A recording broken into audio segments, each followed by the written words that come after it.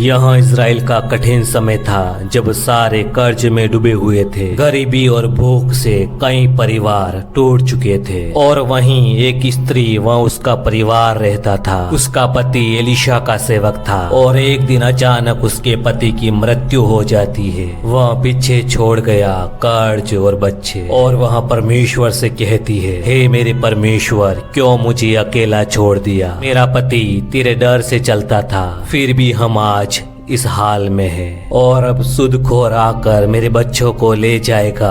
परमेश्वर हमारी रक्षा करो। तभी बच्चे कहने लगते हैं, क्या माँ सच में अब हमें साहूकार ले जाएंगे? क्या अब हमें दास बना दिया जाएगा? अब हमें घर छोड़ना पड़ेगा? माँ कहती है, मैं तुम्हें कहीं नहीं जाने दूंगी। पड़ोसी बातें करने लगते हैं, देखा कितना धर्मी आदमी था, लेकिन उसके जाने के बाद बीवी और बच्चों के पास कुछ भी नहीं है। साहूकार इनके बच्चों को ले जाएंगे और दास बना देंगे। यह सब सुनकर भी वह परमेश्वर से प्रार्थना करने लगी और कहने लगी, हे प्रभु, मेरे पास न तो पैसा है, ना खाना, ना कोई सहारा। मेरा सब कुछ खत्म हो चुका है, बस एक तू ही मेरा सहारा है। उसे हर घड़ी यही चिंता सताती कि अब हमारा क्या होगा।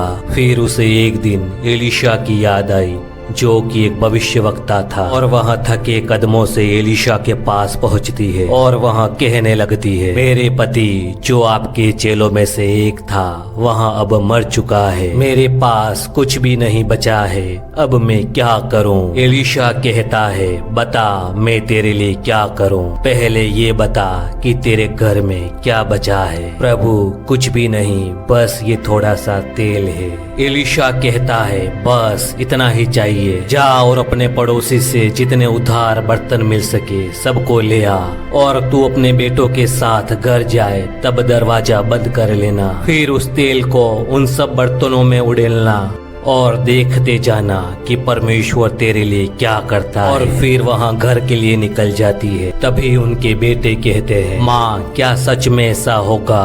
और वह कहती है, बस विश्वास रखो। फिर वह अपने बेटों से कहती है, जाओ जितने हो सके उतने खाली बर्तन ले आओ, यहोवा कुछ बड़ा करने वाला है। तभी पड़ोसी कहते हैं, तुम्हारे घर में तो कुछ भी नहीं है, क्या करोगे खाली बर्तनों का? इसमें क्या भरोगे? लेकिन उन्हें नहीं पता कि यहोवा के सामने असंभव कुछ भी नहीं। दोनों बहुत सारे बर्तन लेकर घर लौटते हैं और दरवाजा बंद कर देते हैं और वहां धीरे धीरे तेल भरना शुरू कर देते हैं। लेकिन यहोवा की कृपा देखो, तेल खत्म होने का नाम ही नहीं ले रहा था। सब हैरान होकर देखते रह गए कि ये क्या हो रहा है। इसे लोग असंभव समझते थे, अब वही हो रहा था। छोटा पात्र हर बड़े बर्तन को भर रहा था। विश्वास की परीक्षा अब आशीष की गवाही बन रही थी। सारे बर्तन तेलों से भर गए और उनके जीवन में खुशियाँ फिर से लौट आई। वो आंसू